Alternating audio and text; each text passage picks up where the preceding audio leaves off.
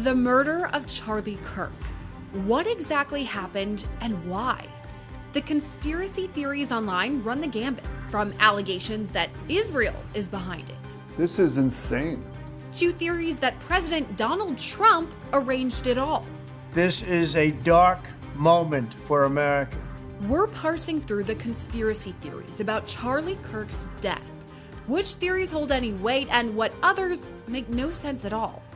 This is Scandal, presented by Law&Crime. I'm Sierra Gillespie.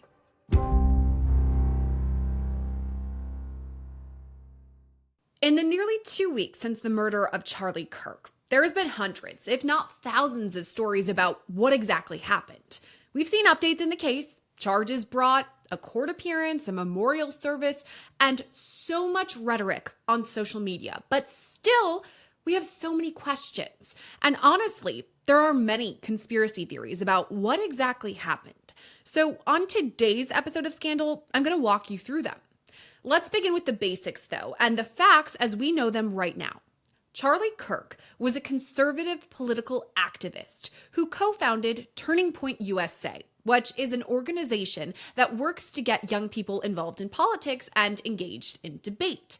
Now, Charlie was known to travel across the country, mostly visiting college campuses and engaging with students like this. I'm just curious. What has she done as vice president that makes you be like, that's my gal?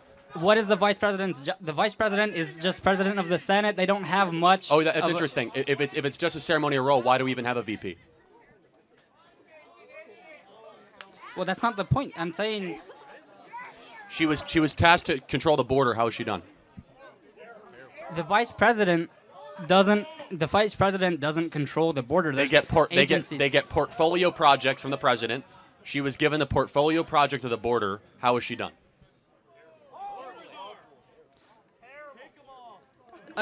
Again, she doesn't make any individual. I don't think she makes a top-down decision about the border. She made a decision to reverse 50 Trump executive orders. Do you think Kamala Harris has done an objectively good job managing our border? No. Okay. I appreciate the honesty. And that leads us to September 10th, when Charlie was doing just this, traveling to yet another college campus for a speaking engagement. This time, it was Utah Valley University. Wow, look at that. Beautiful. Look at that.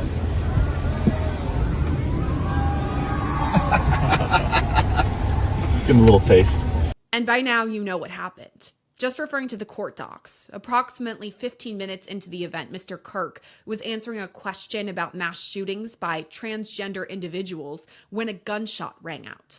The bullet struck Mr. Kirk in the neck. He slumped to the ground almost immediately. The bullet's trajectory passed closely to several other individuals beside Mr. Kirk, including the questioner who was standing directly in front of Mr. Kirk. Children were visible near Mr. Kirk's stage when he was shot. Mr. Kirk was rushed to a nearby hospital where he was declared deceased. What followed was a 36-hour manhunt and eventually the arrest of this man. Tyler James Robinson. According to charging documents, evidence against Robinson includes incriminating texts, an incriminating note, testimony from his parents and a lover/roommate, and an apparent motive. Prosecutors say Robinson's mother explained that over the last year or so, Robinson had become more political and had started to lean more to the left, becoming more pro-gay and trans rights oriented. She stated that Robinson began to date his roommate, a biological male who was transitioning genders.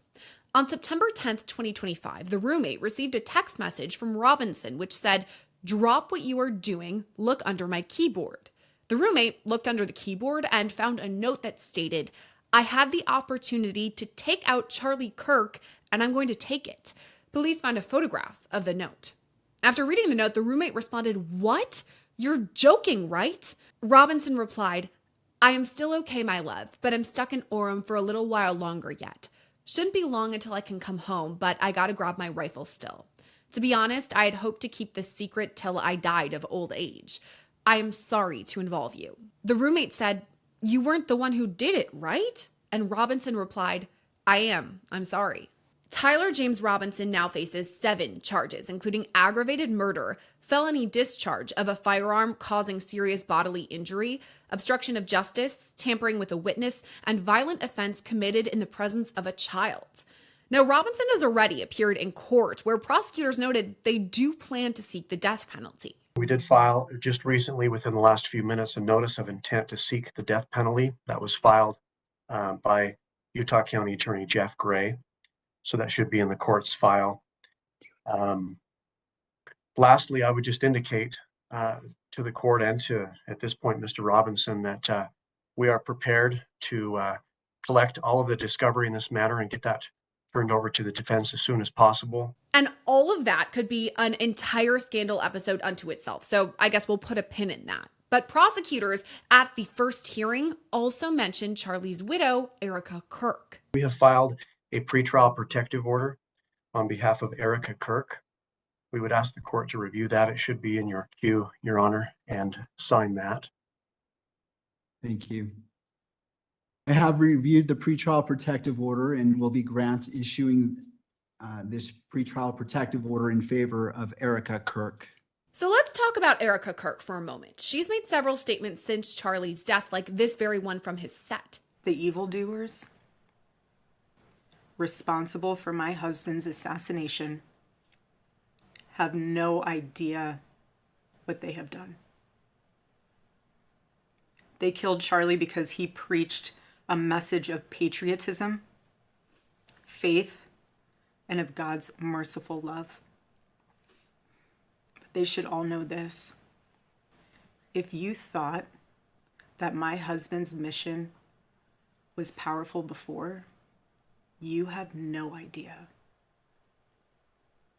You have no idea what you just have unleashed across this entire country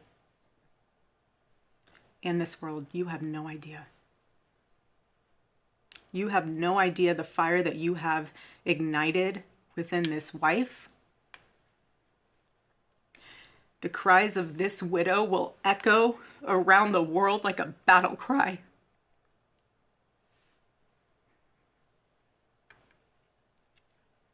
To everyone listening tonight across America, the movement my husband built will not die. At Charlie's memorial service over the weekend, Erica Kirk says she forgives Tyler Robinson. My husband, Charlie, he wanted to save young men just like the one who took his life.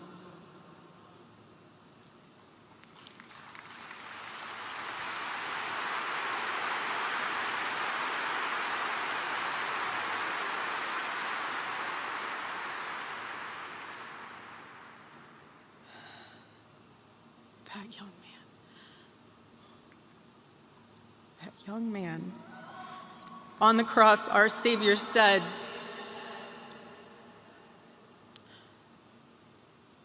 "Father, forgive them, for they not know what they do." That man, that young man, I forgive him.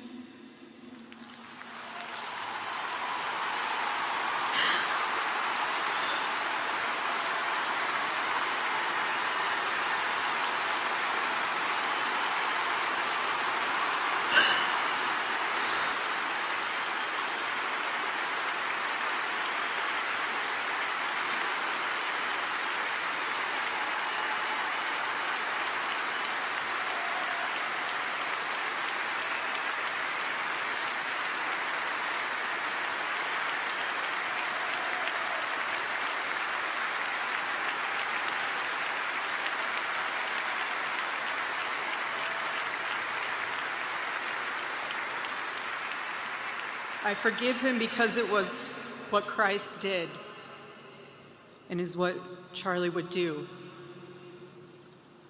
The answer to hate is not hate. The answer we know from the gospel is love, and always love. Love for our enemies and love for those who persecute us. All of this leads us into the conspiracy theories about the case, some of which were perpetuated at the memorial service, including the potential allegation that Israel was involved. So it's about 2,000 years ago in Jerusalem, and Jesus shows up and he starts talking about the people in power, and he starts doing the worst thing that you can do, which is telling the truth about people, and they hate it, and they just go bonkers. They hate it, and they become obsessed with making him stop. This guy's got to stop talking. We've got to shut this guy up. And I can just sort of picture the scene in a lamplit room with a bunch of guys sitting around eating hummus, thinking about what do we do about this guy telling the truth about us? We must make him stop talking. And there's always one guy with the bright idea, and I can just hear him say, I've got an idea, why don't we just kill him? That'll shut him up. That'll fix the problem. So this is one of the prevailing conspiracy theories, that Israel was behind Charlie's murder. Tucker Carlson mentioned Israel in his eulogy, and later on others like Candace Owens also commented on Israel. But the Israeli Prime Minister Benjamin Netanyahu pushed back. Here's what he says. Somebody has fabricated a monstrous big lie that Israel had something to do with Charlie Kirk's horrific murder. This is insane. It is false. It is outrageous. Charlie Kirk was a giant, a once-in-a-century talent who defended freedom, defended America, defended our common Judeo-Christian civilization. Charlie loved Israel. He loved the Jewish people. He told me so in a letter that he sent me just a few months ago. One of my greatest joys as a Christian, he said, is advocating for Israel and forming alliances with Jews to protect Judeo-Christian civilization. He encouraged me to make the case directly to the American people about how vital Israel is to U.S. national security. He told me, the Holy Land is so important to my life, it pains me to see support for Israel slip away. Now, if Charlie disagreed with a policy of mine or a decision here and there, not only did I not mind, I welcomed it. This is the essence of Charlie. This is the essence of a free country. It's exactly what Charlie stood for. And I knew that his suggestions always came from the heart, from his love for Israel and from his love for the Jewish people. A few weeks before his death, I spoke to Charlie. I invited him to visit Israel again. And sadly, that won't happen. Now some are peddling these disgusting rumors, perhaps out of obsession, perhaps with Qatari funding. What I do know is this: Charlie Kirk was a great man, and a great man deserves honor, not lies. Rest in peace, Charlie Kirk. May your memory be a blessing. Speaking of other countries, other conspiracy theories include the ideas that China, Russia, or Iran is behind a lot of misinformation and campaigns in that way. So let's break down these theories by country, starting with Russia. Now, the allegation here is that media in Russia is spreading misinformation about the facts of exactly what happened, all in an effort to make the United States appear more shaky or unstable in general. It's a similar theory in China, that media there is focused on misinformation and alleged turmoil in the US, exaggerating the division of the far right and the far left. And Iran allegations are similar unto all of this too, even adding the idea that it was maybe Israel that was the puppet master in all of this, leading to Charlie Kirk's death. And once again, we played for you the response from the Israeli Prime Minister about all of the allegations that he or his country was behind the murder. There are additional conspiracy theories that another major leader, President Donald Trump, was actually behind it. And I once again want to note these are conspiracy theories stating that Trump orchestrated Charlie's murder all as a way to distract from the Jeffrey Epstein scandal. Now, President Trump has been very outspoken about the murder, giving multiple addresses, including this one. To my great fellow Americans, I am filled with grief and anger at the heinous assassination of Charlie Kirk on a college campus in Utah. Charlie inspired millions, and tonight, all who knew him and loved him are united in shock and horror. Charlie was a patriot who devoted his life to the cause of open debate and the country that he loved so much, the United States of America. He fought for liberty, democracy, justice, and the American people. He's a martyr for truth and freedom, and there's never been anyone who was so respected by youth. It's long past time for all Americans and the media to confront the fact that violence and murder are the tragic consequence of demonizing those with whom you disagree day after day, year after year, in the most hateful and despicable way possible. For years, those on the radical left have compared wonderful Americans like Charlie to Nazis and the world's worst mass murderers and criminals. This kind of rhetoric is directly responsible for the terrorism that we're seeing in our country today. President Trump also spoke at Charlie's memorial service over the weekend, and he touched upon the so-called radicals once again. Less than 2 weeks ago, our country was robbed of one of the brightest lights of our times, a giant of his generation, and above all, a devoted husband, father, son, Christian, and patriot. Charles James Kirk was heinously murdered by a radicalized, cold-blooded monster for speaking the truth that was in his heart. He was violently killed because he spoke for freedom and justice, for God and country. I call it the radical left. I call it sometimes the radical left lunatics. But Charlie didn't say that. He called it the left. He was probably right, but I can't help it. And this leads into yet another conspiracy theory, that the alleged shooter, Tyler Robinson, was groomed by a trans terror cell. Now, this theory is supported by the etches found on one of the rounds discovered by investigators. One of them reads, "If you read this, you are gay, LMAO." Now, this theory is slightly perpetuated by Robinson's relationship with his roommate, and that leads to yet another conspiracy theory, that the text messages released by prosecutors are fakes. Now, I read a few of these messages out before, but they're texts between Robinson and his roommate where he seemingly admits to the murder. For example, the roommate says, "Why?" Robinson replies, "Why did I do it?" The roommate says, "Yeah." Robinson says, "I had enough of his hatred. Some hate can't be negotiated out. If I'm able to grab my rifle unseen, I will have left no evidence. Going to attempt to retrieve it again. Hopefully they've moved on. I haven't seen anything about them finding it." Another theory, that Tyler Robinson wasn't acting alone.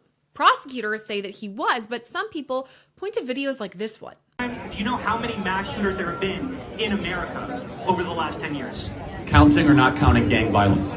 In that video, you can see the person wearing a baseball cap, pulling on the cap almost as if they're signaling someone. And some people believe that it was a signal going to the shooter, giving them the go-ahead, the green light to pull the trigger.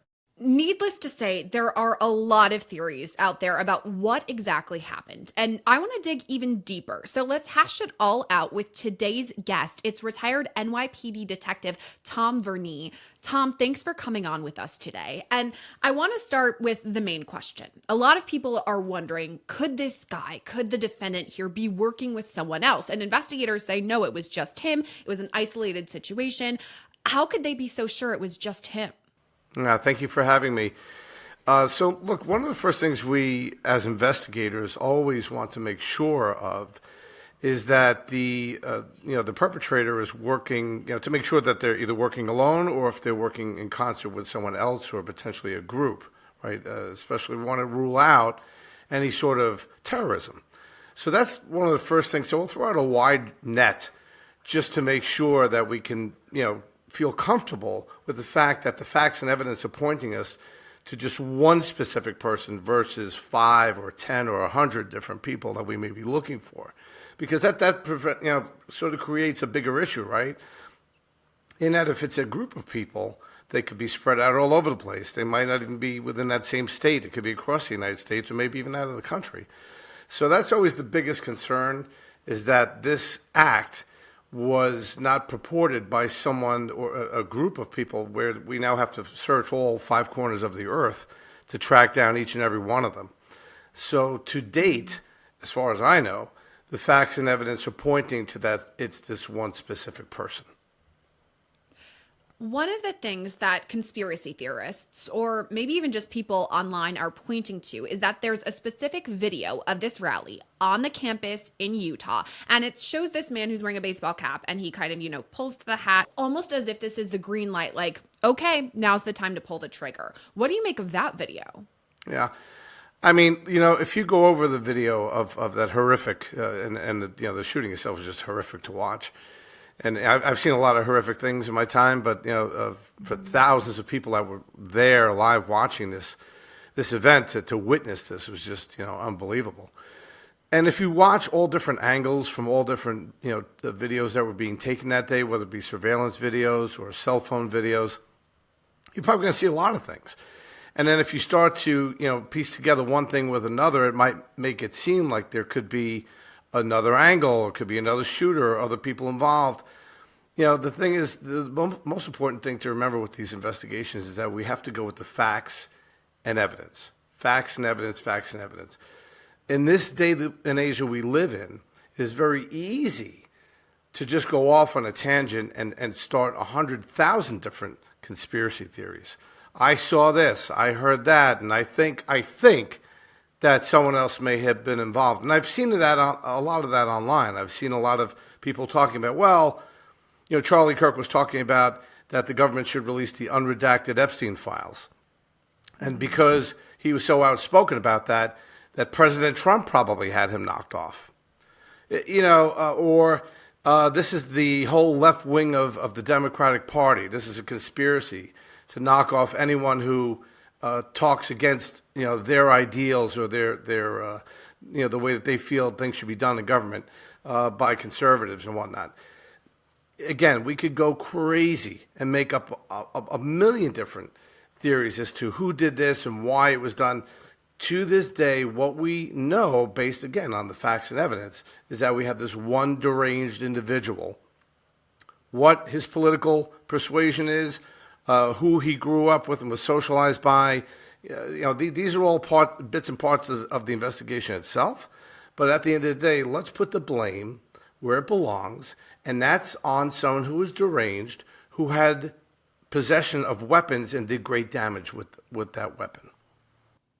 You brought up so many good things in that answer, and I do want to highlight the fact that this is traumatic for the American public just to have to go through and, read about someone was killed, someone was shot, but also the people who were there. One of the charges is in relation to something like this happening in front of children. So imagine not only just Charlie Kirk's children, but the children who are there. These are young kids who are on a college campus. To see something so horrific, I think, number one, we got to highlight that. But number two, a couple of the theories that you brought up there, we've talked about other countries, whether President Trump was involved in this, whether it's some sort of trans terror cell as the background. So let's kind of parse through all of those. If we're talking about other countries, a big one that has been kind of flagged in all of this is maybe Israel. Maybe they were somehow involved in it, whether it was the prime minister or someone who was Israeli in general. Now, again, the Israeli prime minister has come forward and said, I was pals with Charlie Kirk. This is a tragedy. Israel had nothing to do with it. But what do you make about those allegations that maybe someone in Israel was pulling the strings? Yeah, I think what I've seen happening online is that there are people who, everyone has their own sort of take on what took place there, right? Based on their own sort of political persuasion and based on their own beliefs and whatnot. So you're going to have people on the right saying, well, this is a trans terror cell. I've never heard of such a thing as a transgender terror cell. I hadn't heard of that either. Yeah, so that would be something new. Look, the transgender community, whether you understand the whole concept of gender identity or not, this is a community that's been kicked to the curb 6 ways from Sunday, right? And I don't understand, quite frankly, the whole. I'm not of transgender experience, so I can't speak to that. However, these people are human beings. And the fact that someone doesn't understand the fact that they identify differently than you do based on whatever parts, accessories you have, that's okay to not understand it, but to treat someone disparately because of the way they identify their gender is just not. That's not what we should be doing here as a people, right? Having said that, on the flip side of the coin, when you have people who identify themselves as conservatives, right, or far, right wing or far right wing, they have a certain belief, whether it's based or rooted directly in their religion or based on the way that they have been raised or socialized to believe certain ways about the way this country should be operated or the way the country was founded, and now we're no longer living in that type of society and so forth. Yeah, everyone has their own different beliefs, but the bottom line is we all have to live here together. That we can't be a United States of America when we're so greatly divided. And that's the big problem here. We can agree to disagree.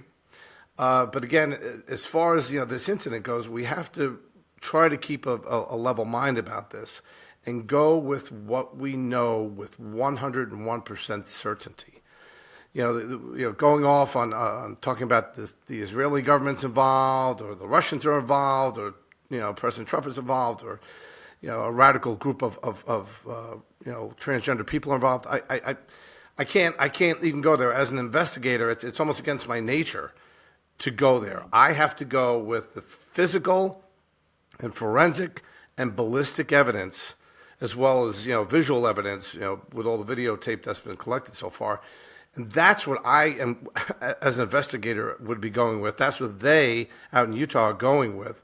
That's the evidence that's been collected so far, and that's how you build a case to figure out who exactly was responsible. We want to know who was responsible. Make sure that if there are other wingnuts out there, that there isn't there aren't dangerous people still running around with some sort of agenda that we need to take a look at.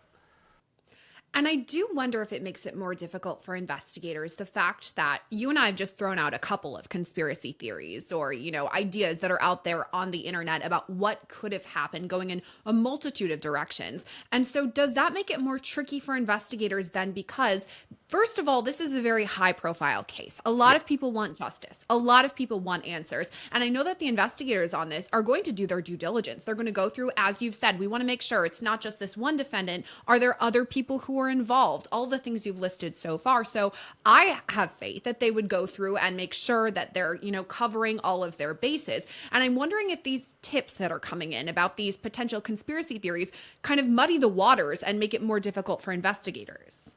Yeah, without a doubt. I mean, the thing is, when something like this, when any crime happens, the police always rely on and hope for good, positive feedback from the public, right? With getting as much information as possible. If anyone saw anything, if anyone heard anything in relation to this incident, we want the public to respond with as much critical and timely but concise and accurate information as possible. This way we can go and check that lead. An investigation like this with thousands of people who bore witness to this unfortunate tragedy, that's a hell of an investigation to have to go through. And you talk about multiple agencies as well, right? So now we're crossing over local, state, and federal lines here. So it's a lot of people that have to investigate this one incident with many, many people to talk to. Lots of physical and other types of evidence that have to be collected. So this way we can sort of corroborate one thing against the other to make a solid case against whoever was responsible. So for someone to go off and say, well, I read something online that suggests that the Israelis might be involved, or I read something online that suggests there's a big transgender terror cell.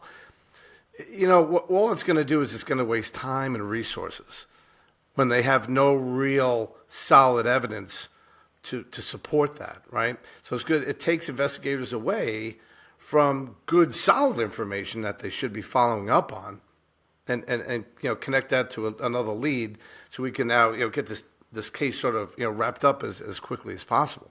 Although these cases tend to go quite a while, even after the arrest has been made, is still investigating. I mean, the magnitude of all of this, first of all, the number of witnesses that we have, and then additionally, all of the tips that are coming in. To your point, they have to go through and make sure, what is accurate, what is not, what is a real tip, and what is just this weird conspiracy theory. And one of the other theories that kind of is floating around out there too on the internet is that some of the text messages that have been released from the defendant here, Robinson, and his roommate or lover, the person that he was having relations with, I guess, these are fake text messages. They're not even real. And what's interesting is that I read through the texts straight from the charging documents. These are from prosecutors. These are, court documents. That's where I got the text messages that are featured in this episode. And some people are saying, oh, these aren't even real. This isn't what happened. I mean, what can you say to that? I mean, why would government officials put forth these, text messages if they weren't real? Yeah, again, I think some of these theories are born out of, fear that some people are trying to make a sort of slant this case towards one type of individual or group of individuals. Text messages and phone calls and, all this stuff, as far as the cell phones are concerned, they're going to get pings off of the different cell sites, and that's going to give us the evidence that we need as far as where the cell phones were and what was, in location and to geopoint that stuff together. And then, they're going to have to subpoena all the different, cell phone companies to get copies of whether it be phone calls or text messages and stuff that would be submitted into court. So, those things are all done through the court. That these are subpoenas that are done to, let's say, for argument's sake, whether it be Verizon or AT&T or Google Fi, and then they get that information back, and then if that information is submitted to the court. So that's all done very officially, right? So that's what I'm saying. If people try to stick with the facts and how things are done in an official police investigation, and unfortunately there are just so many TV shows and movies that could lead you to believe that this is a great super conspiracy of some kind, when at the end of the day what this was that you had someone who was very well known in certain circles giving a very public speech and was assassinated in broad daylight, right, by, as far as we know at this time, one deranged individual with firearms and ammunition. That's what we know. Now, during the course of the investigation, based on facts and evidence, if there is something to lead us to believe, or lead the investigators to believe, that there is someone else who is intimately involved in this, or a group of people, then by all means they will absolutely look to track down who that individual or individuals are to make sure that they are getting, first of all, the people responsible for this under arrest and locked up, but to make sure that no other incidents occur at the hands of other potential like-minded people. Tom, I think you're doing a really good job of bringing us back to what we know right now at the time of this recording. Here are the facts that the government officials have provided us with. We keep going back to those, but the episode itself is about the conspiracy theories. So we kind of have to talk about, what ones get weight, what ones don't. But I think you're doing a good job of reminding us how investigators are treating all of this. And I guess that leads into one of my last questions, kind of about a deep fake, so to speak. Some people, on all walks of the internet, you can find almost anything. This didn't happen. This is fake, whatever. Who knows what people are saying online? But some people are speculating whether this is a deep fake, whether AI is involved. And I know that you must have seen, I've seen many different AI things, not in regards to this, but that look so realistic. We've seen, crazy things where people can mimic the voices. I've had people send me my voice and I was like, I did not say those words. Where did this come from? And it was AI. And so I'm wondering if that makes things tricky too for investigators. I know they've got the best of the best on this, FBI or whatever, who can go through, but isn't that more difficult now that AI is so advanced? Yeah, it's kind of scary. And that just sort of fuels when people, because if you're like me, I'll get on my cell phone and just, start scrolling just to kind of get quick headlines and maybe a quick video snippet of something, right? So because I just don't have the time to sit there and really go through it and eagle eye what I'm watching to think about whether or not this is an AI or a deep fake or something that's not correct or not real. So it's very easy for someone to just throw something up online these days. It's not all that difficult to make something up and just put it online. You put it out there and the thing goes viral. And now people just, again, in their daily lives, everyone's busy. Everyone's trying to go about their lives and go to school, go to work, or a combination of both, and live their lives. So you don't have time to really scrutinize some of these things that are being put out there. So if you're looking at it really quickly, it could absolutely seem like it's very real, right? So what that does is now for the investigators, when they're presented with bits of information or clips and whatnot, now it just takes time out for them to have to scrutinize this and run this through programs and algorithms to see if this is actually correct, if it's real, or if it isn't, if it's something that was just kind of thrown together. And all that does is just retard the time it takes for them to be able to get through this investigation in a timely and concise manner with all the correct actual information that they need to put a case together. So it's, I would advocate to people to take a step back, take a breath, think for yourself, for a second that what you're seeing in some of these videos, especially if it's not coming from a legitimate, police or governmental source, that what you're seeing may not necessarily be completely accurate. And most importantly, to try to understand, maybe viewpoints from different people from different sides that are coming at this. At the end of the day, I wasn't a big follower of Charlie Kirk. I knew of him. I knew of some of the things that he talked about. I didn't necessarily agree with everything he talked about, but I certainly believe that he absolutely did not deserve to be assassinated or even injured for that matter because of what he was saying to people. That's just a road that we cannot go down in our society, in a free society. And those are the allegations that are here, that he was murdered. Those are the charges that Tyler Robinson now faces, is murder, the most severe charge that we have here. And that's kind of what we have to hang our hat on, is that that's what prosecutors believe happened. And again, here in the United States of America, innocent until proven guilty. It remains to be seen what sort of plea he's going to enter. But those are the allegations here, and that's what we have to go back to. And I think, Tom, thank you so much for coming on today and reminding us about the facts that we do know, because there really is so much misinformation out there about this case, the conspiracies, the different roads that you could head down. So thank you so much for coming on and kind of setting the record straight. Yeah, absolutely. There are a lot of moving parts in this case in general, but that's just a look at some of what we do know right now and the conspiracy theories involving Charlie Kirk's death. So far, Tyler James Robinson has not entered a formal plea. He is set to appear in court again on September 29th, and he may enter a plea then, but we'll just have to wait and see. So that's where today's scandal leaves us for now. For all the latest updates in this case and all things true crime, make sure to subscribe to our channel. And to connect with me on social media like Instagram, find me at Sierra Gillespie and send us messages to @scandal@lawandcrime.com. Thanks again for watching today's episode. As always, I'm your host, Sierra Gillespie, and I'll see you next time.